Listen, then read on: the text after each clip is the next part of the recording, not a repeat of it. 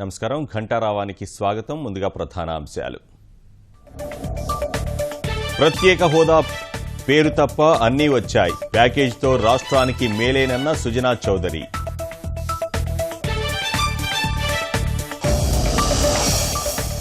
చెన్నైలో మద్యం మత్తులో విద్యార్థి బీభత్సం. 12 ఆటోలను ఢీకొట్టిన కారు, ఒకరు మృతి.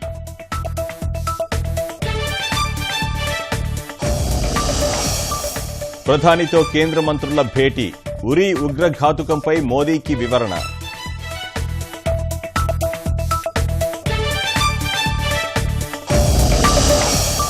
కాపు రిజర్వేషన్లపై ప్రజాభిప్రాయ సేకరణకు శ్రీకారం. తిరుపతిలో వినతులు స్వీకరిస్తున్న మంజునాథ కమిషన్.